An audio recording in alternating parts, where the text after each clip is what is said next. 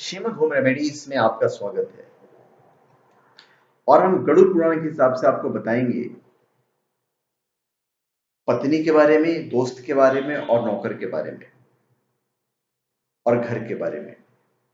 अगर ऐसी पत्नी, दोस्त, नौकर व घर से बचकर हमें रहना चाहिए, अब कैसी, तो इसका गरुड़ पुराण में उल्लेख है।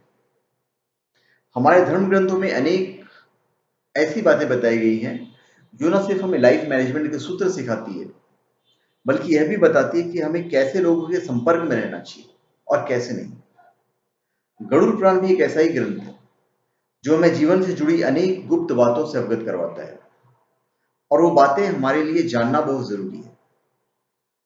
वर्तमान समय में देखा जाए तो पत्नी, मित्र व नौकर हमारे परम सहयोगी होती है, और स्वयं का घर होने पर हम शांति का अनुभव करते हैं। गरुड़ पुराण में इन सभी के बारे में लिखा है कि मनमानी करने वाली पत्नी, दुष्ट मित्र, वाद विवाद करने वाला नौकर और जिस घर में सांप रहता है, हाँ, निवास करना साक्षात मृत्यु के समान है।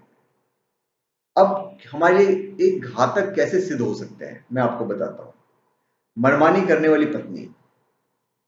हिंदू धर्म में पत्नी को बहुत ही सम्माननीय माना गया है। पत्नी के साथ दुर्व्यवहार करने के बारे में सोचना भी गलत है। पत्नी को अर्धांगिनी भी कहा जाता है, जिसका अर्थ है शरीर का आधा भाग। लेकिन यदि पत्नी का स्वभाव मनमानी करने वाला है तो किसी के रूप में या किसी भी रूप में आपका नुकसान कर सकती है। मनमानी से अर्थ है कि ऐसी पत्नी का जो अपने पति की इच्छा के विरुद्ध कार्य करती है तथा अन्य पुरुषों में भी आसक्ति रखती है। ऐसी पत्नी अपने निजी स्वार्थ के लिए किसी भी हद तक जा सकती है। इसलिए कहा गया है कि मनमानी करने वाली पत्नी के साथ रहना साक्षात मृत्यु के समान है। फिर दुष्ट मित्र। जीवन में अगर कोई हमारा सच्चा हितैषी होता है तो वह एक मित्र ही होता है। विपत्ति के समय सबसे पहले मित्र ही हमारे साथ खड़ा होता है। हमारे धर्म ग्रंथों में ही सच्चे मित्रों की अनेक किस्से पढ़ने और सुनने को मिलते हैं। जब हम किसी दुविधा में फंस जाते हैं तो मित्र ही हमें सही रास्ता दिखाते हैं। यदि आपका मित्र दुष्ट प्रवृत्ति का है तो वह आपके लिए सबसे बड़ा खतरा बन सकता है। दुष्ट मित्र अपना हित साधने के लिए आपको गलत सलाह दे सकता है या फिर आपको शारीरिक रूप से नुकसान पहुंचा सकता है। एक गलत सलाह और शारीरिक नुकसान दोनों ही रूप में दुष्ट मित्र साक्षात मृत्यु के समान ही है। अतः ऐसे मित्रों से बच के रहना चाहिए। फिर वाद विवाद करने वाला नौकर। घरों में भृत्य, भृत्य मतलब दास और नौकर, घरों में भृत्य रखने का प्रचलन काफी पुराना है। वर्तमान में भी संभ्रांत परिवारों में जरूरत के मुताबिक नौकर रखे जाते हैं।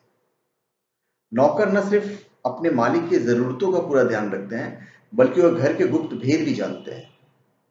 लेकिन यदि नौकर वाद विवाद करने वाला हो तो उसे तुरंत निकाल देना ही बेहतर रहता है।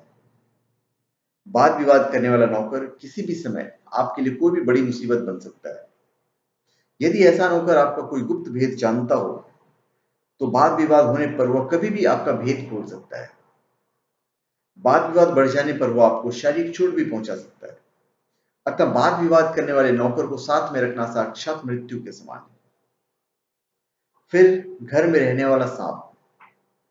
आप जिस घर में रहते हैं, यदि वहां सांप का भी निवास है तो भी आपकी जान को हमेशा खतरे रहता है।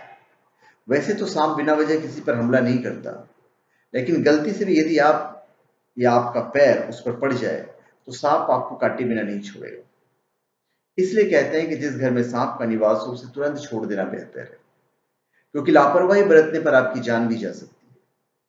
इसी बात को ध्यान में रखते हुए गरुड़ पुराण में कहा गया है कि सर्पयुक्त घर में निवास करना साक्षात मृत्यु के समान है।